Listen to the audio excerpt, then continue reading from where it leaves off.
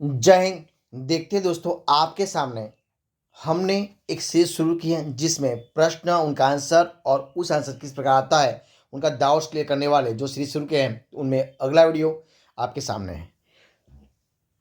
तो देखिए सवाल नंबर 1 आपके सामने। देखिए क्या है सवाल, ये है आपके सामने। सवाल है कि पश्चिमी घाट पश्चिमी घाट कौन सा है। तो देखिए आपके सामने चार ऑप्शन है दोस्तों। उनका सही आंसर हो जाएगा पठारों का जो ढलान है। पठारों का जो ढलान है उसको पश्चिमी घाट कहते हैं, यानी कि जो उनका आंसर हो जाएगा बी आंसर सही आंसर हो जाएगा कि पश्चिमी घाट उनको पठारों के ढलान को कहते हैं। देखिए उनकी जो डाउट्स क्लियर करते हैं तो डाउट्स बनता है इस प्रकार, किस प्रकार। तो भारत के पश्चिमी तट पर स्थित पर्वत श्रृंखला को पश्चिमी घाट या सह्याद्री कहते हैं। दक्कनी पठार के पश्चिमी किनारे के साथ साथ यह यह पर्वतीय श्रृंखला यह पर्वतीय श्रृंखला उत्तर से दक्षिण की तरफ 1600 किलोमीटर लंबी है। कितनी लंबी है? 1600 किलोमीटर लंबी है। अब देखते हैं सवाल नंबर आगे का सवाल है कि आंध्र प्रदेश एक भाषाई राज्य के रूप में गठित किया गया राज्य है, वो कब किया गया था वो आपको बताना है। देखिए आपके सामने चार ऑप्शन में रखे हैं। तो दोस्तों वो किया गया था ईस्वी सन 1956 में। कौन सा? आंध्र प्रदेश, यानी कि सी ऑप्शन से आंसर हो जाएगा। अब उनके डाउट्स आपके सामने हम रख रहे। देखिए डाउट्स क्या है, तो ये बनता है डाउट्स आपके सामने, यानी कि माजुली या माजोली माजुली या माजोली असम के ब्रह्मपुत्र नदी के मध्य में बसा एक बड़ा नदी द्वीप है। क्या है? नदी द्वीप कौन सा है? माजुली या माजोली। कहां पर? ब्रह्म नदी के मध्य में बसा एक बड़ा नदी द्वीप है।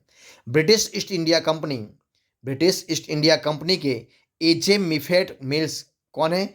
एजे मिफेट मिल्स के सर्वेक्षण अनुसार 1853 में इसका कुल क्षेत्रफल 1246 वर्ग किलोमीटर यानी कि 483 वर्ग मील था। परंतु प्रतिवर्ष परंतु प्रतिवर्ष बाढ़ और भूकटाव के चलते यह सिमटकर 2001 के सर्वे के अनुसार मात्र 421.65 वर्ग किलोमीटर यानी कि 163 वर्ग मील रह गया है।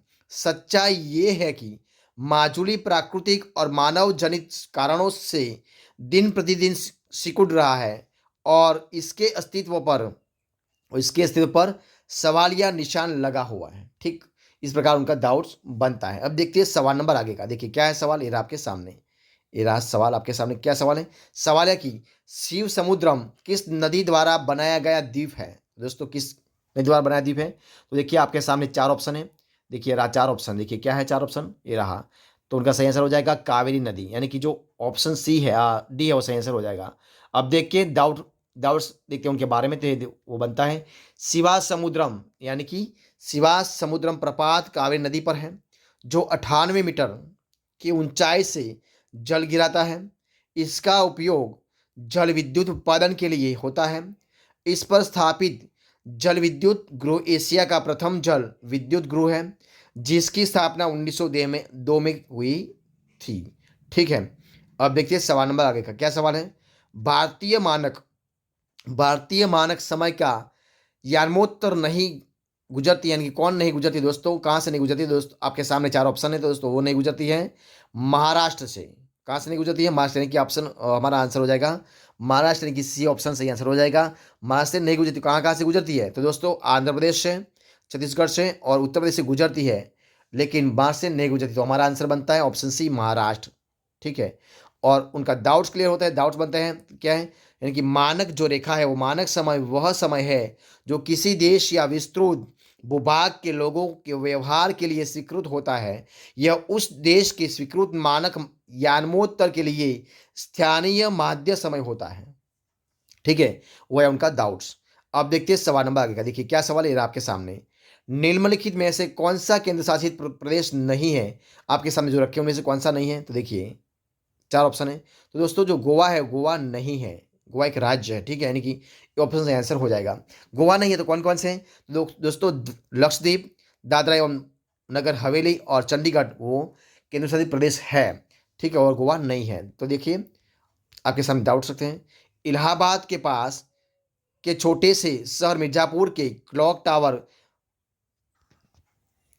क्लॉक टावर 82.5 पूर्व देशांतर के आधार पर भारतीय मानक समय की गणना की जाती है। ठीक है, वो उनका डाउट्स बनता है। अब देखिए सवाल नंबर आगे का क्या सवाल है। सवाल है कि मणिपुर का अधिकांश धरातल कहाँ से है। मणिपुर का अधिकांश धरातल कहाँ से है, तो देखिए उनका आंसर आपके सामने चार ऑप्शन है। देखिए तो वो है दोस्तों पर्वत ही है दोस्तों। क्या है, पर्वत, यानी कि ऑप्शन डी ऑप्शन सही आंसर हो जाएगा। अब देखिए उनका डाउट्स आपके सामने रखते हैं। डाउट से आपके सामने क्या बनता है, ये रहा आपके सामने। तो देखिए कि गंगा व यमुना के दक्षिण उभरता हुआ विशाल भूखंड भारत का प्रायद्वीपीय पठार कहलाता है, जिसका आकार मोटे तौर पर त्रिभुजाकार है। समुद्र तल से 2695 मीटर की ऊंचाई वाले केरल में अन्नीमुड़ी चोटी, कौन सी, अन्नीमुड़ी चोटी प्रायद्वीप भारत की सबसे ऊंची चोटी है। और नीलगिरी, और जो नीलगिरी है वो नीलगिरी भारत के दक्षिण भाग में स्थित एक पर्वतमाला है। यह पर्वतमाला पश्चिमी घाट श्रृंखला का हिस्सा है। इस क्षेत्र में बहुत से पर्वतीय स्थल हैं जो इसे उपयुक्त पर्यटन केंद्र बनाते हैं। नीलगिरी पर्वत श्रृंखला का कुछ हिस्सा तमिलनाडु, कर्नाटक और केरल में भी यहाँ की सबसे ऊंची चोटी डोडाबेट्टा, कौन सी, डोडाबेट्टा है, जिसकी कुल ऊंचाई 2636 मीटर है। इस प्रकार उनका डाउट्स बनता है। अब देखते हैं सवाल नंबर आगे का। देखिए क्या सवाल है आपके सामने दोस्तों। आगे का सवाल बनता है कि तमिलनाडु व आंध्र प्रदेश के तट का नाम क्या है। तो देखिए आपके सामने चार ऑप्शन है, तो वह है कोरोमंडल। क्या नाम है, कोरोमंडल, यानी कि जो ए ऑप्शन है वो सही आंसर हो जाएगा कोरोमंडल। अब देखते हैं उनका डाउट्स आपके सामने रख रहे क्या है। तो देखिए ये है कोरोमंडल तट भारतीय प्रायद्वीप की दक्षिणी पूर्वी तटरेखा को दिया गया नाम है। यह क्षेत्र चोल राजवंश द्वारा शासित रहा है। चोल क्षेत्र या मंडल को तमिल में चोल मंडलम कहते थे। कोरोमंडल तट यानी कि कोरोमंडल कोस्ट या कोरोमंडल मैदान यानी कि प्लेन ऑफ कोरोमंडल, इसका विस्तार दक्षिण तमिलनाडु से दक्षिण पूर्व आंध्र प्रदेश के तट तक है। ठीक है, उस प्रकार इस क्वेश्चन का डाउट बनता है। अब देखते हैं सवाल नंबर आगे का। देखिए क्या सवाल है आपके सामने। सवाल है कि भारत प्रमुखतः एक उष्णकटिबंधीय देश कहलाता है। निम्नलिखित के कारण किसके कारण कहलाता है, तो देखिए दोस्तों उनके आंसर आपके सामने है। देखिए चार ऑप्शन आपके सामने, देखिए क्या है ऑप्शन, तो उनका सही आंसर हो जाएगा अक्षांशीय विस्तार के कारण। किसके कारण, अक्षांशीय विस्तार के कारण वो कहलाता है, यानी कि ए ऑप्शन सही आंसर हो जाएगा। अब देखते हैं उनका डाउट्स। तो देखिए ये आपके सामने डाउट्स क्या बनता है, ये रहा आपके सामने। तो देखिए उनका आंसर डाउट बन जाएगा कि हिमालय श्रेणियाँ, कौन सी, हिमालय श्रेणियाँ और हिंदू कुश मिलकर भारत और पाकिस्तान के क्षेत्रों की उत्तर से आने वाली ठंडी कटाबैटिक पवनों से रक्षा करते हैं। यही कारण है कि इन क्षेत्रों में कर्क रेखा के उत्तर स्थित भागों तक उष्णकटिबंधीय जलवायु का विस्तार पाया जाता है। ठीक है, इस प्रकार उनका डाउट्स बनता है। अब देखिए सवाल नंबर आगे का। देखिए क्या सवाल है, ये आपके सामने सवाल है कि भारतवर्ष आकार में विश्व का किसका नंबर है।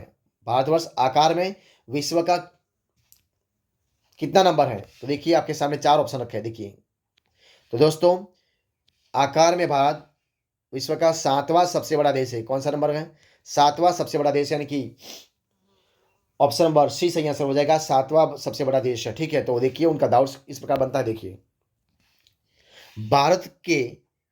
भारत का कुल क्षेत्रफल लगभग 32.80 लाख वर्ग किलोमीटर है। भारत का क्षेत्रफल विश्व के कुल भौगोलिक क्षेत्रफल के 2.4% है। ठीक है, इस प्रकार उनका डाउट्स बनता है। अब देखिए सवाल नंबर आगे का। देखिए क्या सवाल है आपके सामने। भारत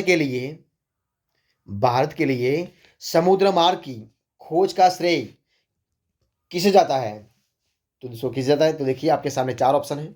देखिए ये रहा चार ऑप्शन। तो दोस्तों वो जाता है पुर्तगालियों को। किसको जाता है, पुर्तगालियों को, यानी कि जो ऑप्शन सी है पुर्तगालियों, वो सही आंसर हो जाएगा। अब देखते हैं उनका डाउट्स। देखिए डाउट्स क्या बनता है, ये रहा आपके सामने। तो क्या है, देखिए वास्को डी गामा, कौन, वास्को डी गामा को यूरोप से पूर्वी एशिया तक एक समुद्री मार्ग खोजने का श्रेय दिया जाता है। 1502 में उन्होंने फिर से इंडिया की यात्रा की, परंतु इस बार उन्हें मुस्लिम व्यापारियों से प्रतिरोध का सामना करना पड़ा।